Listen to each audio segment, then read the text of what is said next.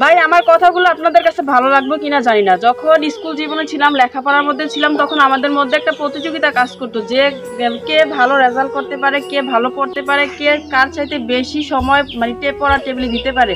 তো আমরা সবসময় চেষ্টা করতাম একে অন্যের সাথে প্রতিযোগিতা করতাম একটু ভালো পড়ার জন্য, ওর চাইতে ভালো একটা রেজাল্ট করার জন্য, মানে একটা প্রতিযোগিতা, একটা কম্পেয়ার সবসময় কাজ করতো।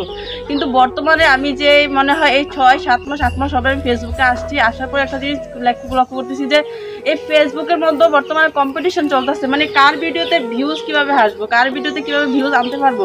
মানুষ যে ভিডিওতে ভিউজ আনার জন্য মানুষ যে মানে কম্পেয়ার করতে যাইয়া যে মানুষ তার শালীনতার কথা ভুলে যাইতেছে, এই ব্যাপারটা যে কি বলবো। মানে ফেসবুকটা আগে না, ঠিক আছে ফেসবুকটা আগে না, এখানে ইনকাম করতে চাইলে কষ্ট করেন, কিন্তু নিজের শালীনতা বা লজ্জাটা নষ্ট করে যদি আপনি এখান থেকে কিছু করতে চান, এটা কিন্তু আপনি নিজেকে বিকৃত করে দেওয়ার মতন, ঠিক আছে।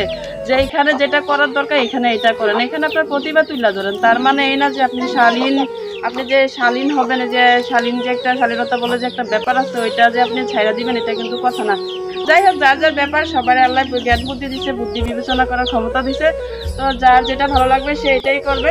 তো ওদের মানে যার যার ব্যাপার, আমি মনে করি যে সবারই আল্লাহ মানে বোঝার জন্য একটা জ্ঞান দিছে। তো সবাই যার যেটা ভালো লাগে এটাই করবে। তবে একটা জিনিস কি, সব জায়গায় আসলে প্রতিযোগিতা চলে না, ঠিক আছে, প্রতিযোগিতা চলে না। নিজের প্রতিভা দেখানোর অনেক মাধ্যম আছে, এটা কোনো প্রতিভা হইতে পারে না। যে শালীন, যে একটা শালীনতা বলে যে একটা কথা আছে, ওইটাতে ত্যাগ করা, এটা কোনো প্রতিভার মধ্যে পড়তে পারে না। তো সবাই ভালো থাকবেন, ভুল কিছু বললে টাটা, ক্ষমা করে দিবেন।